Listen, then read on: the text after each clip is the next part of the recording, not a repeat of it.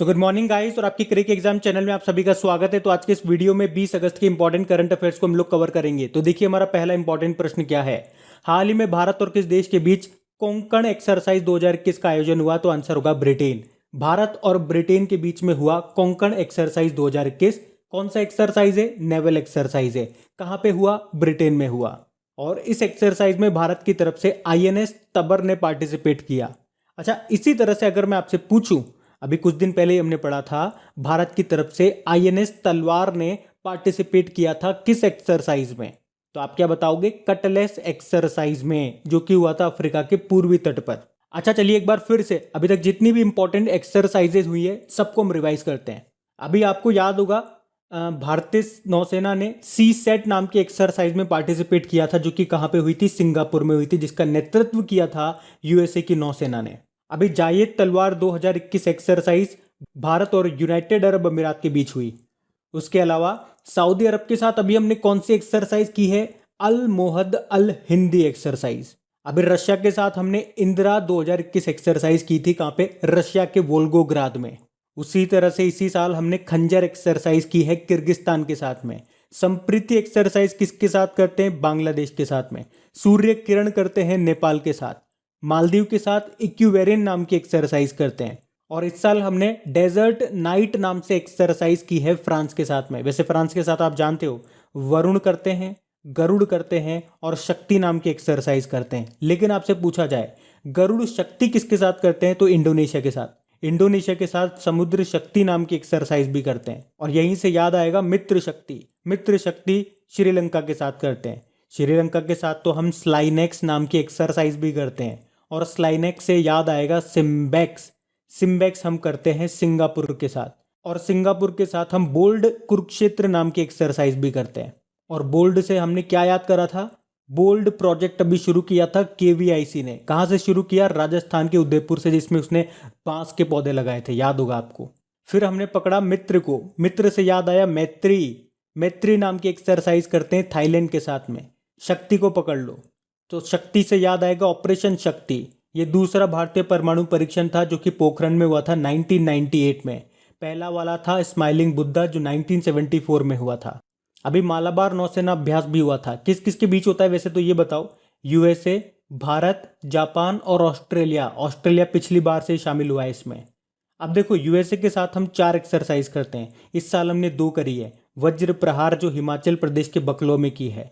युद्ध अभ्यास राजस्थान में किया। उसके अलावा टाइगर ट्रैम्प भी करते हैं जो कि ट्राई सर्विस एक्सरसाइज है। और कोप इंडिया भी करते हैं। जापान के साथ हम कौन सी करते हैं? एक तो धर्मा गार्जियन करते हैं। जिमैक्स नाम की एक्सरसाइज करते हैं। शिन्यू मैत्री हम करते हैं। बाकी याद होगा आपको काजिंद। ये एक्सरसाइज हमने कजाकिस्तान के साथ में की है। चाइना के साथ हैंड इन हैंड करते हैं। और डस्टलिक 2 नाम की एक्सरसाइज अभी हमने उत्तराखंड के रानीखेत में की थी। किसके साथ? उज्बेकिस्तान के साथ में।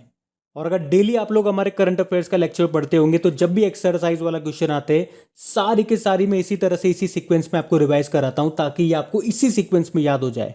अब चलो 2 प्रश्न मैं आपसे पूछूंगा। आपको बताना है 2022 में डिफेंस एक्सपो इसका आयोजन कहां पे किया जाएगा? और बताओ अंतरराष्ट्रीय सैन्य खेल यानी कि इंटरनेशनल मिलिट्री गेम्स 2021 ये कहां पे होंगे? ये 2 इंपॉर्टेंट क्वेश्चन आपको बताने। बढ़ते हैं आगे। फिर बताइए अभी हाल ही में किसे राष्ट्रीय युवा पुरस्कार से सम्मानित किया गया? तो आंसर होगा मोहम्मद आजम को।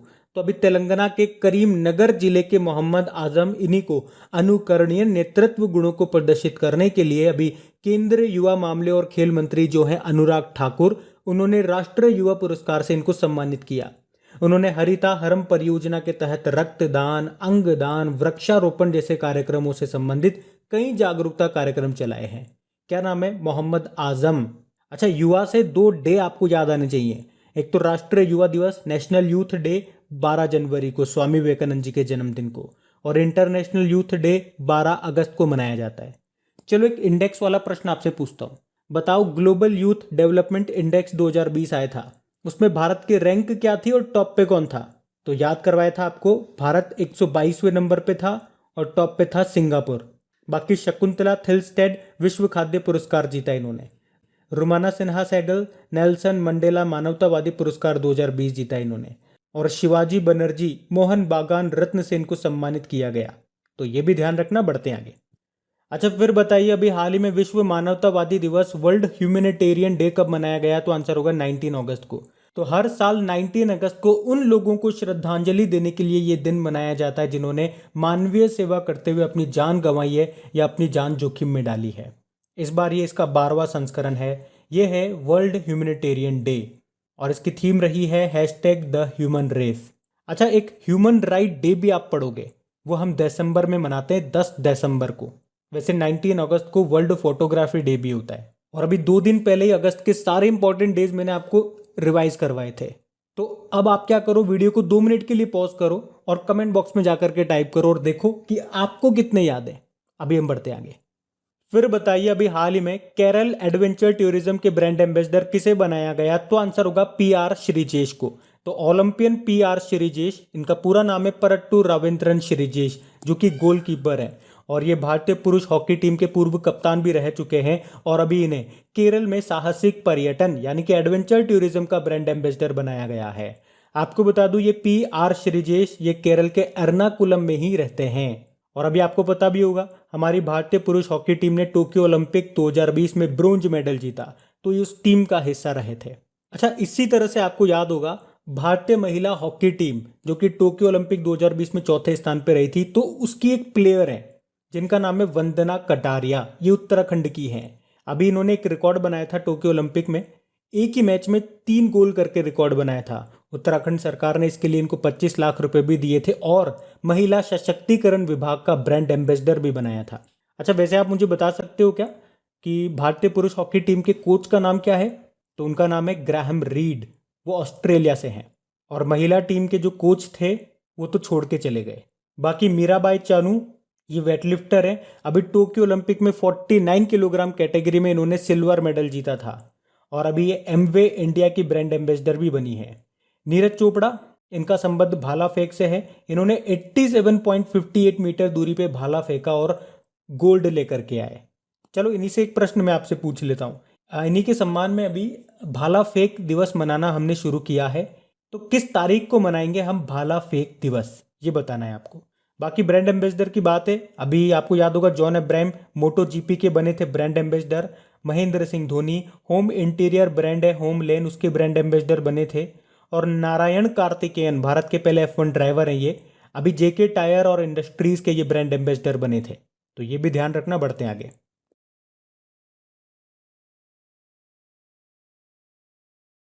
अच्छा बताइए, अभी हाल ही में विश्व एथलेटिक्स अंडर 20 चैंपियनशिप ये कहाँ पे शुरू हुई है? तो आंसर होगा नैरोबी, केन्या में। तो वर्ल्ड एथलेटिक्स अंडर 20 चैंपियनशिप 2021 ये केन्या की राजधानी नैरोबी में शुरू हो चुका है। अभी 17 अगस्त को शुरू हुआ, जो कि 22 अगस्त तक चलेगा। देखो, यहाँ से एक स्टैटिक प्रश्न याद रखना, वर्ल्ड एथलेटिक्स इसका हेडक्वार्टर कहाँ पर है? कई बार बता चुका हूँ, मोनाको में है और इसके प्रेसिडेंट है सेबेस्टियन कोई। उसके अलावा अगर आपसे पूछा जाए कि 2022 में जो फीफा वर्ल्ड कप होंगे वो कहाँ पे होंगे, तो याद रखना कतर, दोहा में होंगे। उसी तरह से 2022 में आपके महिला एशिया कप भी होंगे, ये आपके भारत में होंगे। भारत में भी कहाँ? मुंबई और पुणे में। 2022 में आपके विंटर ओलंपिक्स भी होंगे, याद होगा कहाँ पे? बीजिंग, चाइना में। उसके शुभंकर क्या है? बिंग ड्वेन ड्वेन और श्वेन रॉन रॉन। और अभी टोक्यो ओलंपिक के शुभंकर क्या थे? मिराई तोवा और सोमाइती। उसके अलावा आपको याद होगा, अभी 2021 में खेलो इंडिया यूथ गेम्स का चौथा संस्करण होने वाला था पंचकुला, हरियाणा में। अभी पोस्टपोन कर दिया, अब बोला 2022 फरवरी में होंगे। उसके अलावा एक नया टूर्नामेंट है जो कि 2024 में होगा, FIH hockey 5 world cup, men's का और वुमेन्स का। ये कहाँ पे होगा? ये ओमान में होगा। ओमान की कैपिटल है मस्कट। और ओमान से ही आपको याद आएगा ICC mains T20 world cup जो 2021 में होंगे। पहले ये भारत में होने वाले थे, फिर बाद में बोला हम इसे यूनाइटेड अरब अमीरात और ओमान में कराएंगे। उसके अलावा 2026 में वर्ल्ड बैडमिंटन चैंपियनशिप भी होंगी, वो कहाँ पे होंगी? वो भी भारत में होगी। अच्छा, अब तो ये बताओ, जो भारत है वो G20 समिट को कब होस्ट करेगा? तो याद रखना 2023 में। इस साल G20 को कौन होस्ट कर रहा है? इटली कर रहा है। 2022 में इंडोनेशिया करेगा, 2023 में करेगा भारत। और ICC वर्ल्ड कप 2023 में भारत में ही होंगे। और आपको बता दूं, वैसे इस साल 2021 में भारत ब्रिक्स समिट को होस्ट कर रहा है और 2021 में बिम्स्टेक समिट को होस्ट कर रहा है श्रीलंका। जबकि इस साल G7 समिट को होस्ट कर रहा है कौन? यूके, जहां पे इस समिट की बैठक हो चुकी है और उसकी थीम क्या थी? Build back better. अच्छा, आसियान 2021 की होस्टिंग कौन कर रहा है? बंदर सेरी बागबान। ये कैपिटल है ब्रुनेई की। और शंघाई कोऑपरेशन ऑर्गेनाइजेशन 2021 की अध्यक्षता किसके पास है? ताजिकिस्तान के पास में है। तो इसकी बैठक कहाँ पे होगी? ताजिकिस्तान की कैपिटल दुशानबे में। अब देखो, बात यहाँ पे नैरोबी की है, तो नैरोबी से एक दो पॉइंट याद रख लो। नैरोबी आपने कहा कैपिटल है केन्या की, और यहीं पे आपको हेडक्वार्टर मिलेगा यूनाइटेड नेशन एनवायरनमेंट प्रोग्राम का। केन्या से दो नाम आपको याद रखने हैं। मार्था कूम का नाम, मार्था कूम ये केन्या की पहली महिला चीफ जस्टिस हैं। और एक डॉक्टर पैट्रिक अमोथ का नाम भी याद रखो, ये WHO के कार्यकारी बोर्ड के अध्यक्ष बने थे। तो ये सारे इंपॉर्टेंट पॉइंट्स मैंने आपको रिवाइज कराए। बढ़ते हैं आगे। फिर बताइए, अभी हाल ही में भारतीय पर्वतारोहियों के 5 सदस्यीय दल ने माउंट एल्ब्रुस पर तिरंगा फहराया। आपको बताना है इनका नेतृत्व किसने किया? तो आंसर होगा शीतल ने। तो देखो, पहला पॉइंट तो ये हो गया माउंट एल्ब्रुस। ये कहाँ पर है? ये यूरोप की सबसे ऊंची चोटी है, जिसकी ऊंचाई है 5642 मीटर। ये मिलेगी आपको रशिया और जॉर्जिया की सीमा पर। और अभी 5 भारतीय पर्वतारोहियों की टीम ने इसको फतेह कर लिया, जिसका नेतृत्व कर रही थी शीतल। शीतल ये कहाँ से? ये उत्तराखंड के पिथौरागढ़ से है। अच्छा चलो, कुछ प्रश्न मैं आपसे पूछता हूँ करंट अफेयर्स के। बताओ, अभी केटू पर्वत पर चढ़ने वाले सबसे कम उम्र के पर्वतारोही कौन बने थे? शहरोज काशिफ बने थे। ये पाकिस्तान के पर्वतारोही हैं। केटू पर्वत ये काराकोरम श्रेणी में स्थित है। इसकी ऊंचाई है 8611 मीटर। और इसी का दूसरा नाम गॉडविन ऑस्टिन है। उसके अलावा अगर मैं आपसे पूछूं कि अफ्रीका महाद्वीप की सबसे ऊंची पर्वत चोटी कौन सी है, तो आप क्या कहोगे? माउंट किलिमंजारो है, जो आपको मिलेगी किस देश में? तंजानिया में। और यहां से याद रखना, ऋत्विका श्री का नाम, ये आंध्र प्रदेश की हैं। इनकी उम्र है 9 साल। ये माउंट किलिमंजारो को फतेह करने वाली एशिया की सबसे कम उम्र की लड़की बनी थी। ध्यान से सुनना, क्योंकि इनके बाद नाम आएगा विराट चंद्रा का। ये हैदराबाद के हैं। इनकी उम्र है मात्र 7 साल। अभी माउंट किलिमंजारो पे सबसे युवा बने थे ये चढ़ाई करने वाले। बाकी कुछ और नाम भी मैं आपको बताऊंगा, जैसे कि तसांग यिन हंग का नाम याद रखो, ये हांगकांग की है। और महिला श्रेणी में एवरेस्ट पर सबसे तेज चढ़ने का रिकॉर्ड बनाया था इन्होंने। बाकी कामी रीता शेरपा माउंट एवरेस्ट पर सबसे ज्यादा यानी कि 25 बार चढ़ करके रिकॉर्ड बनाया था इन्होंने। एक बलजीत कौर का नाम भी याद रखो, माउंट पुमोरी चोटी को फतेह करने वाली पहली भारतीय बनी थी। ये हिमाचल प्रदेश से हैं। और माउंट एवरेस्ट को फतेह करने वाले पहले नेत्रहीन एशियाई कौन बने थे? झांग होंग, ये चाइना से हैं। और अगर आपसे पूछा जाए कि माउंट एवरेस्ट को फतेह करने वाली पहली महिला का नाम क्या है, तो आंसर होगा बछेंद्री पाल। और माउंट एवरेस्ट को फतेह करने वाली पहली महिला दिव्यांग का नाम क्या है? अरुणिमा सिन्हा है। और सबसे पहले माउंट एवरेस्ट को किसने फतेह किया था? आपको याद होगा, वो दिन था 29 मई 1953 का। उस दिन न्यूजीलैंड के एडमंड हिलेरी उनके शेरपा तेंजिंग नॉर्गे के साथ सबसे पहले इन्होंने चढ़ाई की थी। इसीलिए तो हम 29 मई को कौन सा डे मनाते हैं? माउंट एवरेस्ट डे मनाते हैं। माउंट एवरेस्ट की ऊंचाई कितनी है? 8848.86 मीटर। माउंट एवरेस्ट को याद रखना, नेपाल में सागर माथा कहा जाता है और तिब्बत में चोमोलुंगमा कहते हैं। तो ये सारे पॉइंट ध्यान रखना। बढ़ते हैं आगे। फिर बताइए, अभी हाल ही में 13 लाख करोड़ रुपए यानी कि 13 ट्रिलियन के बाजार पूंजीकरण को पार करने वाली दूसरी भारतीय कंपनी कौन सी बन गई है? तो आंसर होगा TCS। पहली कौन सी थी? पहली है रिलायंस इंडस्ट्रीज, अब दूसरी हो गई है TCS। मतलब इस बेंचमार्क तक, ये 13 ट्रिलियन के बेंचमार्क तक केवल अभी तक भारत की 2 ही कंपनियां पहुंच चुकी है। पहली रिलायंस, दूसरी TCS। और आपको याद होगा, अभी कुछ दिन पहले हमने पढ़ा था कि 7 ट्रिलियन के मार्केट कैप को पार करने वाली चौथी भारतीय कंपनी कौन सी बनी थी? तो इन्फोसिस बनी थी। पहली तो रिलायंस इंडस्ट्रीज है ही सही, सेकंड TCS है ही सही, थर्ड है HDFC और चौथी बन गई इन्फोसिस। और एक और क्वेश्चन हमने पढ़ा था, 3 ट्रिलियन मार्केट कैप को पार करने वाली चौथी IT फर्म कौन सी बनी? तो फिर उसके केस में आंसर क्या हो जाएगा? HCL। पहली TCS हो गई है, दूसरी इन्फोसिस हो गई है, तीसरी विप्रो हो गई है और चौथी हो गई है HCL। ये सारे क्वेश्चन अभी हमने करंट अफेयर्स में पढ़े थे, ये आपको याद भी होंगे। बाकी TCS की बात करेंगे। देखो, TCS का हेडक्वार्टर मुंबई में है और उसके CEO कौन है? राजेश गोपीनाथन है। और आपको याद होता होगा, अभी दानदाताओं की जो सूची आई थी उसमें टॉप पे रहे थे कौन? जमशेदजी टाटा। तो ये भी ध्यान रखना। बढ़ते हैं आगे। अच्छा बताइए, अगस्त 2021 में ज्वालामुखी विस्फोट से किस देश में एक नया द्वीप बन गया है? तो आंसर होगा जापान में। तो जापान के प्रशांत महासागर में ज्वालामुखी फटा और उसके बाद इतनी बड़ी मात्रा में लावा निकला कि समुद्र में एक छोटा सा द्वीप बन गया। अच्छा, यहाँ पे ज्वालामुखी से कुछ इंपॉर्टेंट क्वेश्चंस मैं आपको कराता हूँ जो अक्सर एग्जाम में पूछे जाते हैं। देखो, एक प्रश्न तो यही हो गया, विश्व का सबसे ऊंचा सक्रिय ज्वालामुखी कौन सा है और कहां पर है? तो आंसर होगा माउंट कोटोपैक्स, यह आपको मिलेगा इक्वेडोर में। एक प्रश्न ये भी आता है कि वो कौन सा महाद्वीप है जहां पर एक भी ज्वालामुखी नहीं है? तो आंसर होगा ऑस्ट्रेलिया। और एक प्रश्न और पूछा जाता है एग्जाम में अक्सर कि भूमध्य सागर का प्रकाश स्तंभ किसे कहा जाता है? तो आंसर होगा स्ट्राम्बोली ज्वालामुखी, यह आपको मिलेगा इटली में। और एक बार एग्जाम में इसी प्रश्न को घुमा करके पूछ लिया था कि स्ट्राम्बोली ज्वालामुखी ये किस द्वीप पर स्थित है? तो ये भी याद रख लेना, लिपारी द्वीप पर। उसके अलावा इटली में ही आपको मिलेगा एटना ज्वालामुखी, ये भी अक्सर एग्जाम में आता है, और ये किस द्वीप पर है? सिसिली द्वीप पर। एक विशुवियस नाम का ज्वालामुखी, ये भी आपको इटली में ही मिलेगा।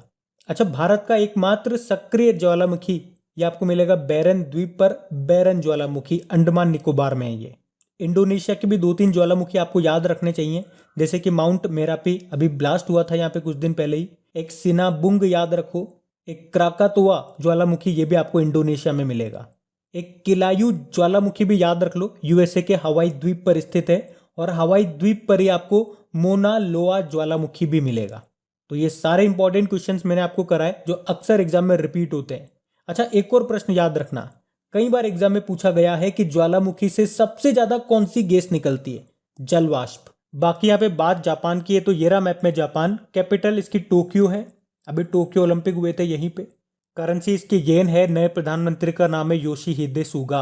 इनके पहले जो प्रधानमंत्री थे उनका नाम था शिंजो अबे, जिनको हमने अभी 2021 का पद्म विभूषण दिया था। जापान की संसद को डाइट कहते हैं, और जापान को ही हम सूर्योदय का देश, लैंड ऑफ राइजिंग सन भी कहते हैं। और जापान के सुपर कंप्यूटर का नाम क्या है? फुगाकू है। फिर बताइए, हाल ही में जारी रिपोर्ट के अनुसार क्रिप्टो अपनाने के मामले में भारत कौन से स्थान पर है? तो आंसर होगा दूसरे स्थान पे। तो ब्लॉकचेन डेटा प्लेटफॉर्म की एक रिपोर्ट आई है और उसके अनुसार क्रिप्टो करेंसी अपनाने के मामले में भारत दूसरे स्थान पर है। इस रिपोर्ट में 154 देशों को रखा गया है, और इसमें फर्स्ट नंबर पे बताया गया वियतनाम को, और सेकंड नंबर पे बताया गया भारत को। क्रिप्टो करेंसी आपको पता है क्या होती है? डिजिटल करेंसी होती है, जैसे आप ना तो छू सकते हो ना पॉकेट में रख सकते हो, वो कंप्यूटर में चलती है, बस वर्चुअल करेंसी आप बोल सकते हो। और यहाँ से 2-3 प्रश्न मैं आपको बताता हूँ। एक तो ये याद रखना कि अभी किस देश ने बिटकॉइन को लीगल करेंसी घोषित किया? तो अल सल्वाडोर ने, और ऐसा करने वाला ये पहला देश बना था। सबसे पहले क्रिप्टो करेंसी आपकी बिटकॉइन ही थी, और उसका जनक किसे कहा जाता है? सातोशी नाकामोतो को। 2009 में इन्होंने बनाया था इसे। अभी फेसबुक ने अपनी क्रिप्टो करेंसी का नाम बदल दिया, पहले लिब्रा था, बदल करके डायम कर दिया। चलो बताओ, अभी किस देश ने क्रिप्टो करेंसी कारोबार के लिए दुनिया के सबसे बड़े एक्सचेंज प्लेटफॉर्म बिनांसे पर बैन लगा दिया? तो आंसर होगा ब्रिटेन ने। और अगर आपसे पूछा जाए कि नाइजीरिया ने किस नाम से अपनी खुद की क्रिप्टो करेंसी को लॉन्च करने की घोषणा की थी? ई नायरा नाम से। ये भी ध्यान रखना, बढ़ते आगे। अच्छा बताइए, अभी हाल ही में किस देश ने फास्ट ट्रैक ई इमरजेंसी वीजा की सुविधा शुरू की है? तो आंसर होगा भारत ने। आपको बताए, जब से तालिबान ने अफगानिस्तान पे कब्जा किया है, वहां से लोग देश छोड़ करके भाग रहे हैं। तो इसी बीच भारत ने अफगानियों के लिए फास्ट ट्रैक ई इमरजेंसी वीजा की सुविधा शुरू की है। तो जितने भी अफगानी नागरिक हैं वो ऑनलाइन इसके लिए अप्लाई कर सकते हैं। एक बात याद रखना, ये वीज़ा जो है कितने महीने के लिए वैलिड होगा? 6 महीने के लिए वैलिड होगा, बाद में आप इसे बढ़ा भी सकते हो। अच्छा, इसी तरह से आपको याद आता होगा गोल्डन वीज़ा के बारे में। ये कौन देता है? यूनाइटेड अरब अमीरात। और अभी पहले भारतीय अभिनेता कौन बने थे ये गोल्डन वीज़ा पाने वाले? तो संजय दत्त बने थे। और ये कितने समय के लिए वैलिड है? तो ये याद रखना, ये 10 साल के लिए वैलिड है। और जो हम दे रहे हैं ये 6 महीने के लिए वैलिड है। और आपको याद होगा, अभी हेनले पासपोर्ट इंडेक्स आया था, उसके अनुसार सबसे शक्तिशाली पासपोर्ट किसका है? जापान का है। उसमें भारत 90 नंबर पे बताया गया। बढ़ते आगे। फिर बताइए, हाल ही में किस मंत्रालय के द्वारा वृक्षारोपण अभियान 2021 को शुरू किया गया? तो आंसर होगा कोयला मंत्रालय। और कोयला मंत्री कौन है? हमारे प्रहलाद जोशी हैं। ये जो वृक्षारोपण अभियान 2021 है, इसी को गो ग्रीनिंग अभियान भी कहा जा रहा है, और इसे आजादी के 75वीं वर्षगांठ यानी कि आजादी के अमृत महोत्सव के रूप में शुरू किया गया। अच्छा, वृक्षारोपण से आपको याद आएगा, अभी मध्य प्रदेश ने अंकुर योजना शुरू की थी, उसका संबंध वृक्षारोपण से ही है। और क्या आप मुझे बताओगे, अभी green and sustainable deposit scheme किसने शुरू की थी? HDFC बैंक ने। और अगर आपसे एग्जाम में पूछा जाए कि हरेला त्योहार कहाँ पे मनाया जाता है, तो आंसर करना छत्तीसगढ़ में। लेकिन अगर आपसे पूछा जाए हरेला उत्सव कहाँ पे मनाया जाता है तो फिर आपका आंसर हो जाएगा उत्तराखंड। ये आप इंपॉर्टेंट लगा के मार्क कर लेना। अच्छा, एक वन रिपोर्ट 2019 आई थी, उससे 2-3 तरह के प्रश्न बनते हैं, ध्यान से सुनना। पहला प्रश्न तो ये हो जाएगा कि भारत के कितने क्षेत्र पर वन एरिया है, फॉरेस्ट एरिया है, तो आंसर होगा 24.56%। सबसे ज्यादा वन क्षेत्रफल की दृष्टि से आपको मिलेगा मध्य प्रदेश में, और परसेंटेज वाइज सबसे ज्यादा वन आपको मिलेगा मिजोरम में, और सबसे ज्यादा वन के क्षेत्र में वृद्धि किस राज्य में देखी गई है, तो कर्नाटक में देखी गई है। तो ये पॉइंट्स भी ध्यान रखना, बढ़ते हैं आगे। अच्छा बताइए, हाल ही में किस राज्य ने भारतीय हॉकी टीम को 10 साल के लिए स्पॉन्सर करने की घोषणा की है, तो आंसर होगा उड़ीसा। आपको याद होगा लास्ट टाइम भी उड़ीसा ने ही भारतीय हॉकी टीम को स्पॉन्सर किया था 2008 में 5 सालों के लिए, जिसका टाइम पीरियड अभी 2023 में खत्म हो जाएगा। उसके बाद अभी उड़ीसा के जो मुख्यमंत्री नवीन पटनायक, उन्होंने कहा कि अगले 10 सालों के लिए हम फिर से भारतीय हॉकी टीम को स्पॉन्सर करेंगे। और इसके अलावा अभी मुख्यमंत्री जी ने प्रत्येक खिलाड़ी को 10-10 लाख रुपए का नगद पुरस्कार देने की भी घोषणा की है। अच्छा, भारतीय पुरुष हॉकी टीम के कप्तान का नाम क्या है? मनप्रीत सिंह, जो आपको याद होगा टोक्यो ओलंपिक के उद्घाटन समारोह में MC मैरी कॉम के साथ में ध्वजवाहक रहे थे, और समापन समारोह में कौन थे? पहलवान बजरंग पूनिया। वहीं आपसे पूछ ले कि भारतीय महिला हॉकी टीम की कैप्टन कौन है, तो रानी रामपाल है। याद होगा 2020 में राजीव गांधी खेल रत्न सम्मान इनको मिला था। और वैसे राजीव गांधी खेल रत्न से भी अभी प्रश्न बनता है कि इसका नाम बदल करके मेजर ध्यानचंद रत्न सम्मान कर दिया गया है। बाकी उड़ीसा के बारे में कल ही हम लोगों ने डिटेल में पढ़ा है, तो अभी बात करते हैं कल के वीडियो में पूछे गए प्रश्न के उत्तर की। और हाँ गाइस, आगे बढ़ने से पहले, वैसे अब सारे क्वेश्चन खत्म हो चुके हैं, अब जाकर के मैं आप लोगों से रिक्वेस्ट कर रहा हूँ, थोड़ा सा डिस्टर्ब कर रहा हूँ कि प्लीज अगर वीडियो अच्छा लगा हो, मेहनत अच्छी लगी हो, तो इसे लाइक जरूर करके जाना, और इसे अपने दोस्तों के साथ में शेयर जरूर कर देना। अगर आप वाकई वीडियोस को सपोर्ट करना चाहते हो, इन्हें हेल्प करना चाहते हो, अगर आपको इनसे हेल्प मिलती है, तो इसे प्लीज प्लीज प्लीज शेयर जरूर करना। जो भी आपके फैमिली में पढ़ने वाले स्टूडेंट हो गए, दोस्तों में हो गए, उनके साथ शेयर कर देना बस। तो देखिए कल का प्रश्न क्या था? भारत के 69 नंबर के ग्रैंड मास्टर कौन बन गए, तो आंसर होगा हर्षित राजा। आप सभी ने प्रश्न का बिल्कुल सही उत्तर दिया है, और इन सभी क्वेश्चंस का आप लोग अच्छे से प्रैक्टिस कर लीजिए। उसके लिए क्विज आपकी क्रैक एग्जाम एप्लीकेशन पे अपलोड कर दी गई है, और अगर ऑडियो के माध्यम से यानी कि सुन करके बिल्कुल कम टाइम में आप इन सभी क्वेश्चन का फिर से रिवीजन करना चाहते हैं, तो उसके लिए मैंने ऑडियो भी तैयार कर दिया है। ऑडियो रिवीजन करके लिंक आपको नीचे डिस्क्रिप्शन में मिल जाएगा। Thank you guys.